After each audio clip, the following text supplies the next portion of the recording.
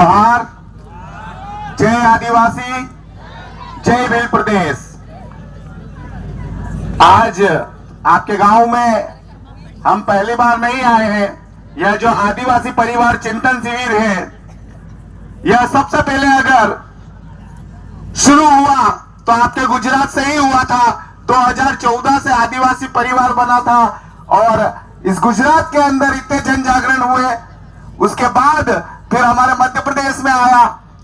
धीरे धीरे यहाँ पर गुजरात और मध्य प्रदेश के आदिवासी भील ने अच्छी एकता कायम की, लेकिन उससे तेज गति में आदिवासी परिवार ने अगर जन जागृति का काम किया है तो वह राजस्थान में। मैं इसलिए बताना चाह रहा हूं कि हर वक्ता आए हैं, आपको जितना भी ज्ञान है यहां से देकर गए हैं इस मंच से, लेकिन मैं आदिवासी परिवार के बारे में ही बताना चाहूंगा, क्योंकि आप सभी जानते हो इस देश के मूल मालिक सुप्रीम कोर्ट कहता है आदिवासी है। लेकिन आदिवासी परिवार के बारे में इसलिए बताना चाहूंगा कि लगभग 2014 से आदिवासी परिवार बना था और सबसे पहले जन जागरण का काम और पहला चिंतन शिविर भी गुजरात से ही शुरू हुआ था। संतरामपुर, देवगढ़, बारिया, दाहोद, इस तरीके से जो जन जागरण हुआ और आदिवासी परिवार के वैचारिक साथी जब हम सब इकट्ठा हुए तब इस आदिवासी परिवार का जो नींव रखी गई। तो इस नींव का मतलब यह है कि हमने देखा है भारत के अंदर तमाम तरह के संगठन है, लाखों संगठन है आदिवासियों के नाम से। उन लाखों संगठन में जब आदिवासी परिवार ने इस थीम पे काम किया है कि इस संगठन, यह संगठन नहीं है, परिवार का मतलब होता है कि हम सब आज जो आदिवासी परिवार ने एक व्यवस्था कायम की है, मतलब एक व्यवस्था को बोले हम जिस तरीके से आज मंच पर आपको मात्र हमारे पूर्वज ही दिखेंगे, मात्र हमारे पूर्वज रहते हैं। उसके बाद चाहे हमारी महिला हो, बहनें हो, माता हो या हमारे बड़े बुजुर्ग हो या हमारे युवा साथी हो, सब एक जाजम से बैठते हैं, ना कोई बड़ा ना कोई छोटा, सब समान है। इस तरीके से आदिवासी परिवार ने जो व्यवस्था की है, इस व्यवस्था को चलाने के लिए सबसे पहले हमें अंदर से आदिवासी होना चाहिए।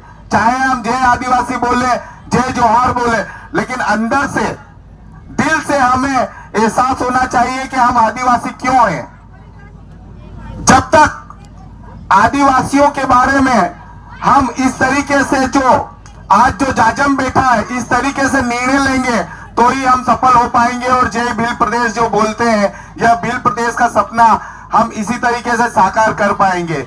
अगर हम बड़ा और छोटा सब छोड़ दें और एक जाजम पर बैठना चालू कर दें।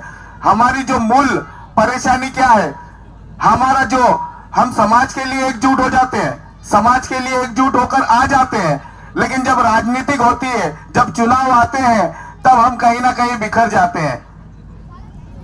अगर हमें जीतना है और हमें एकजुट होना है तो सबसे पहले हमें राजनीतिक पे ही वार करना होगा।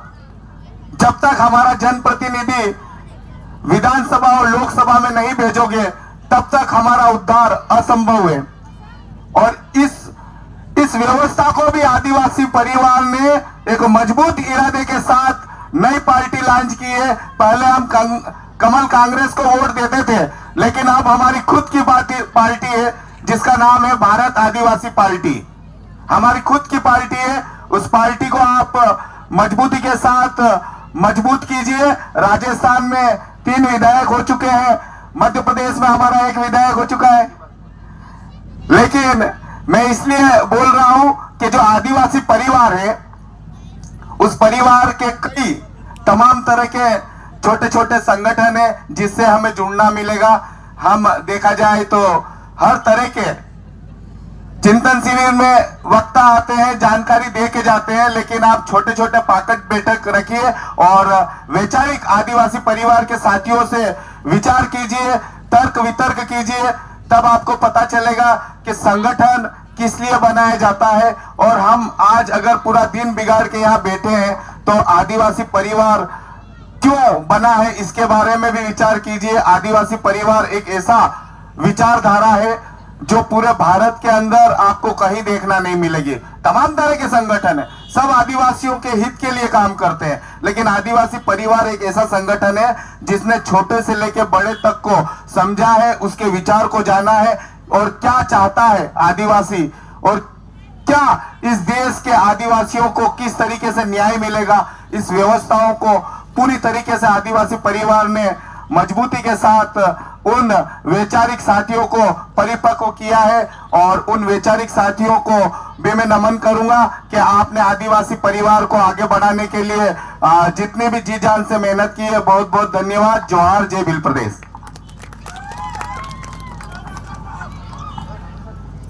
हाँ, खूब खूब आभार साहब।